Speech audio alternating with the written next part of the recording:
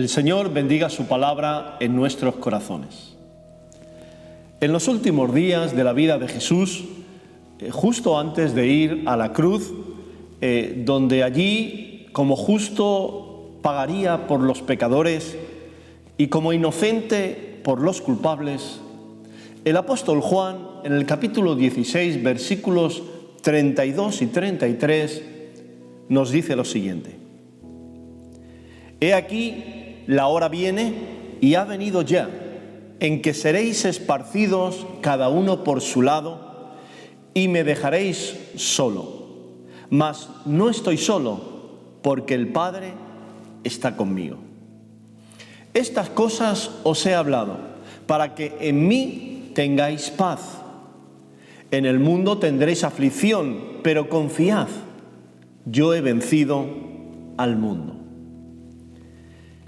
Jesús sabe que va a ser traicionado por uno de sus discípulos, pero también va a sentir el abandono del resto de los discípulos. Le van a dejar totalmente solo. Sin duda, entiendo que sería uno de los momentos más tristes y difíciles por los cuales Jesús tuvo que pasar. Hasta ahora los discípulos han permanecido y han estado al lado de Jesús en todo momento, como suele decirse, en las duras y en las maduras.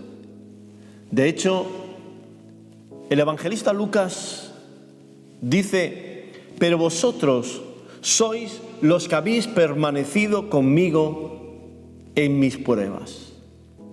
El Señor reconocía que los discípulos habían estado en todo momento con Él, aún en los momentos difíciles por los que pasó. En esta última etapa, sin embargo, nadie le podía acompañar. El viaje debía de hacerlo solo, para que se pudiera cumplir lo que dijo el profeta Isaías en el capítulo 53, despreciado y desechado por los hombres, varón de dolores, experimentado en quebranto, y como que escondimos de él el rostro, fue menospreciado y no lo estimamos. Pero podemos ver que en medio de este valle de oscuridad por el cual Jesús tuvo que pasar, por esta prueba difícil, Jesús nos deja una enseñanza inolvidable. Aquí aprendemos una lección que debemos de tener grabada en nuestro corazón, porque va a ser el salvavidas en muchos momentos de nuestra vida. Él dice a los discípulos: me dejaréis solo, pero no estaré solo. ¿Por qué? Porque el Padre está conmigo. Me dejaréis solo, pero no me sentiré solo, ni estaré solo, porque el Padre está conmigo. Y como Jesús, Dios quiere también que nosotros sepamos, creamos y confiemos en esta preciosa promesa. Él, Dios, nunca nos dejará solos. Dios nunca nos abandonará. Siempre estará a nuestro lado. Como dice el profeta Isaías: cuando pases por las aguas profundas, yo estaré contigo. Cuando pases por los ríos de dificultad, no te ahogarás, porque yo estaré contigo. Cuando pases por el fuego de la opresión, no te quemarás, ni las llamas te consumirán, porque yo estaré contigo. Lo que el Señor quiere que sepamos y que nos grabemos a fuego en nuestro corazón es que en medio de la prueba, de la dificultad, en medio de la adversidad, de la tentación, de la aflicción, de la enfermedad, de la crisis, el Señor estará con nosotros y no estaremos solos. ¿Recuerdas, querido hermano, esa anécdota de aquel hermano que un día soñó que iba caminando por la playa con el Señor y podían verse las huellas de él caminando, pero también las del Señor? Y en un momento dado, Dios le enseña o le hace ver toda su vida. Justo en los momentos más difíciles, en los momentos de oscuridad, de prueba, él se da cuenta que ya no hay dos tipos de huellas, sino una. Y en un momento le pregunta al Señor y le dice: amado Dios, hay algo que no entiendo. Dijiste que siempre estarías conmigo, pero veo que en esos momentos difíciles, en los momentos de crisis por los que pasé, en lugar de haber dos huellas, solamente hay una. Y el Señor, después de un silencio, le dijo: amado hijo, me gustaría que vieses bien ese tipo de huellas, porque en esos momentos de crisis en tu vida, yo no te dejé solo. Fíjate bien que esas huellas son las mías, porque en esos momentos yo te llevaba en mis brazos. Así es, el Señor nunca nos va a dejar solos, y en los momentos más difíciles Él estará con nosotros y, si es necesario, nos tomará en sus brazos. El Señor, en el texto que hemos leído, nos dice: en el mundo tendréis aflicción. En el mundo tendréis aflicción. Y así es. Desde que salimos del vientre de nuestra madre hasta que damos el último aliento, todo ser viviente pasa por el valle de la aflicción. Y no es que Dios quiera que pasemos por él o lo haya diseñado así, sino que la propia Escritura nos dice que la aflicción, la adversidad, los problemas, las dificultades, la enfermedad, las crisis, todo esto viene como consecuencia del pecado de Adán y Eva. Y como dice la Escritura, a causa de eso el mundo entero está bajo el maligno. Aún la creación misma, como dice el apóstol Pablo, gime esperando la restauración de todas las cosas. Y es ahí, en medio de esa aflicción por la cual todos pasaremos en algún momento de nuestra vida, el Señor nos ofrece su paz. En el mundo tendréis aflicción, pero confiad en mí, yo he vencido al mundo. Él nos ofrece su paz. Me gustaría que pudiéramos ver dos textos en la palabra de Dios para afirmar en nuestra vida que no vamos a estar solos, que en los momentos difíciles, en los momentos de conflicto, en los momentos de crisis, el Señor estará con nosotros. Y para ello vamos a ver primeramente en Daniel capítulo 6, donde vemos al rey Darío, que dividió su reino en 120 provincias, y en cada provincia puso un administrador. Y sobre estos 120 administradores puso a 3 gobernadores, y entre ellos estaba Daniel. Nos dice en el versículo 3 del capítulo 6 que Daniel era superior al resto de los administradores y gobernadores, porque tenía un espíritu superior, es decir, Dios estaba con él y lo hacía ser sabio y prudente.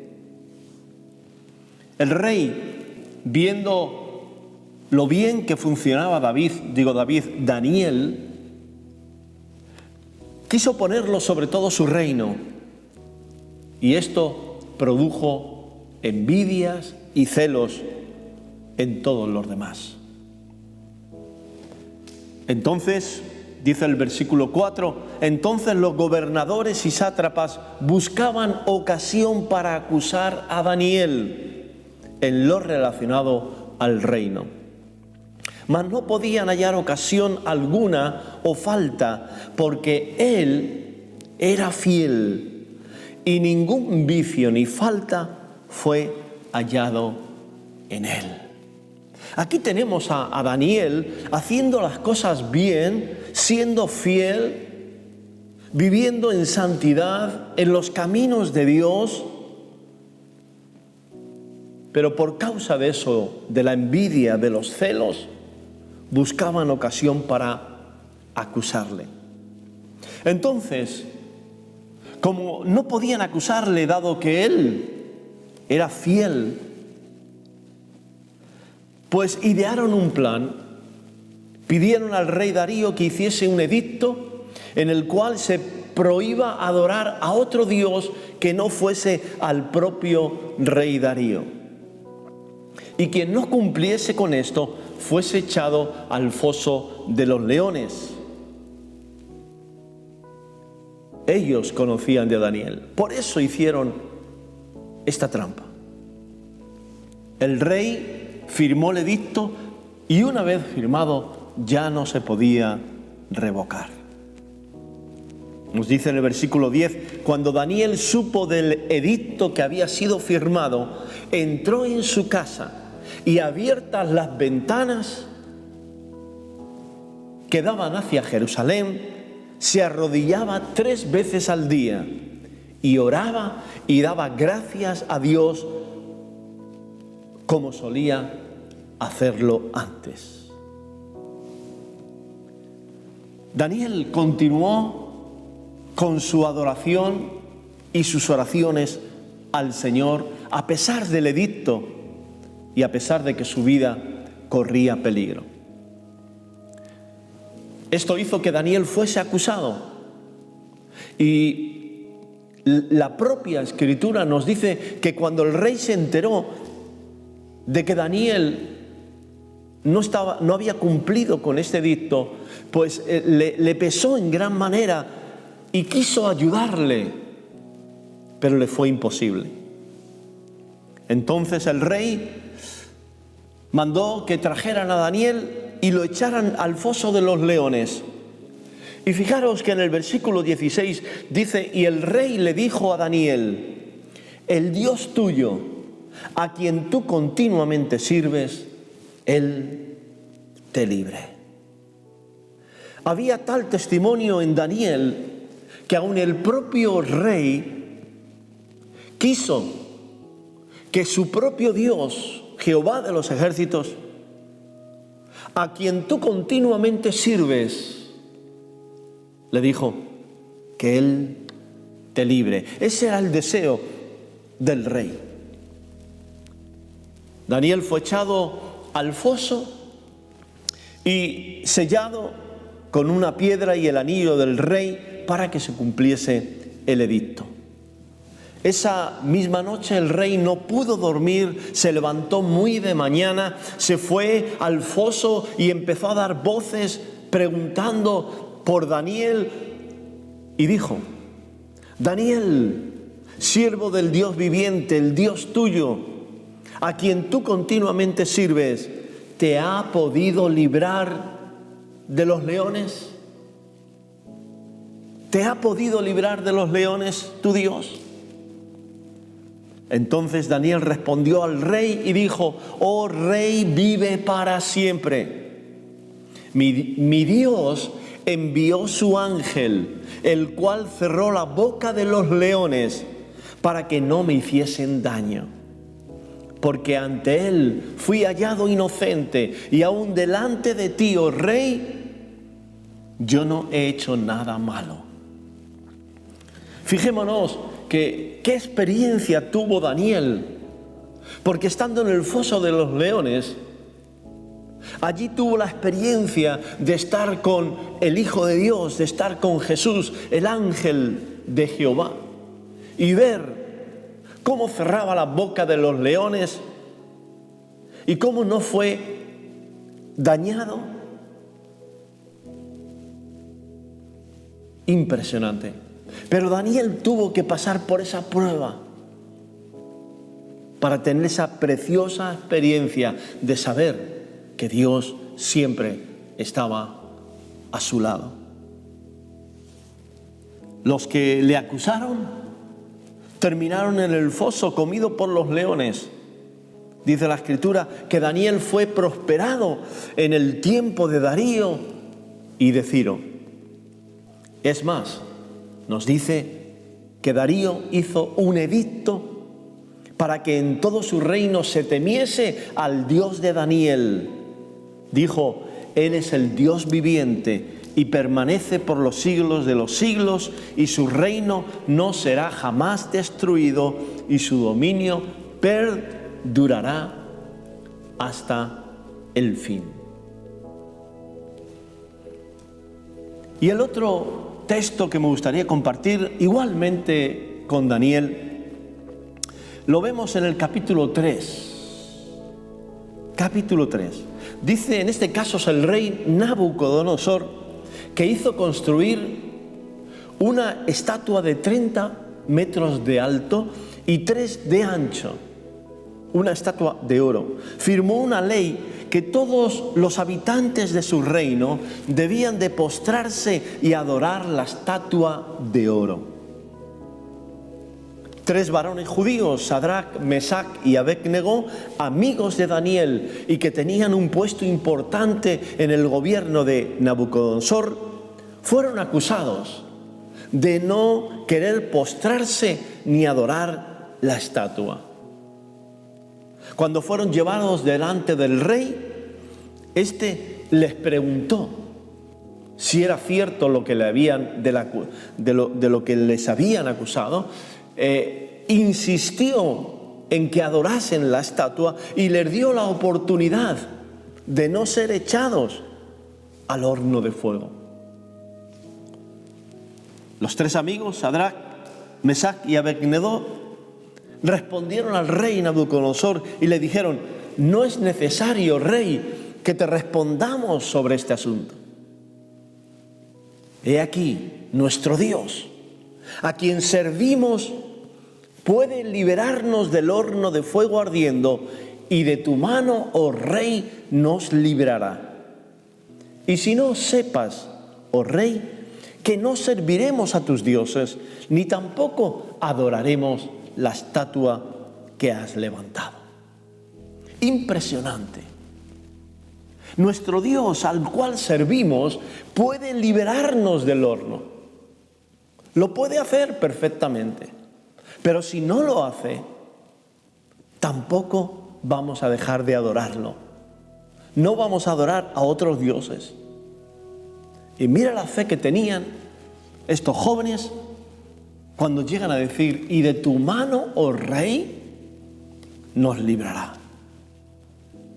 Hará lo que él quiera, pero yo tengo fe y creo que puede librarnos.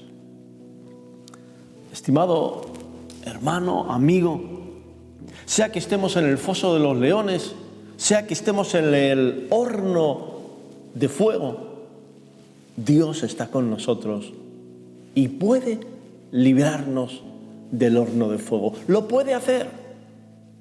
Lo puede hacer. Nabucodonosor dice que lleno de ira hizo calentar 7 veces más el horno y echar a los 3 amigos. Entonces el propio rey Nabucodonosor, dice la Escritura, se espantó y se levantó y preguntó a sus consejeros: ¿no echamos 3 varones atados dentro del fuego? Y ellos respondieron: es verdad, así fue, rey. Y dijo Nabucodonosor: pues he aquí, yo veo 4 varones sueltos que se pasean en medio del fuego sin sufrir daño alguno, y el aspecto del cuarto es semejante a los hijos de los dioses. Gloria a Dios. Aquí estaba nuestro Señor Jesucristo acompañándoles en medio del horno de fuego. Entonces Nabucodonosor se acercó a la puerta del horno y allí llamó a Sadrach, a Mesac y a Abednego, siervos del Altísimo. Los sacó y mandó juntar a los sátrapas, a los gobernadores, a los capitanes, a los consejeros, para que mirasen y viesen a estos hombres cómo el fuego, dice, no había tenido poder alguno sobre sus cuerpos, ni aun el cabello de sus cabezas se había quemado, sus ropas estaban intactas y ni siquiera tenían olor de fuego. Al final terminan reconociendo al Dios de Sadrach, Mesac y Abednego como el Dios de dioses. Pero aquí tenemos de nuevo el Señor con ellos. Ni siquiera olían a quemado, ni un cabello, sus ropas intactas. Volvemos a ver que tanto en el foso como en el horno de fuego el Señor les acompañó. Y así también nos acompañará a nosotros en medio de nuestras pruebas, adversidades, conflictos, crisis. Nunca estaremos solos. El propio apóstol Pablo, en su primera defensa, cuando fue llevado a Roma, dice: en mi primera defensa, escribiendo a Timoteo, todos me abandonaron, pero el Señor estuvo a mi lado y me confortó. Hemos de decir, para concluir, que no siempre seremos liberados del horno de fuego y de la boca de los leones. Vemos en las Escrituras que algunos tuvieron que pasar y que por causa de la fe sufrieron. Y algunos murieron. Pero en medio de su prueba, el Señor estaba con ellos. Tenemos en el libro de Hechos el comienzo de la iglesia. En un momento dado está Pedro, está Santiago, está Jacobo. Los apóstoles les toman presos. Y en un momento dado a Jacobo lo matan y a Pedro el Señor lo libera de la cárcel con un ángel. ¿Qué quiere decir esto? Pues que nuestro Dios tiene el poder para liberarnos o liberarnos, pero si no lo hace, pues igualmente no serviremos a otros dioses. Él es soberano, Él tiene su propósito, y lo que hemos de entender y comprender es lo que dijo Jesús: quizás todos me abandonen, pero mi Padre estará conmigo.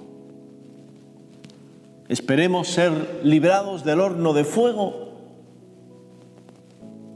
Esperemos ser librados de la boca de los leones.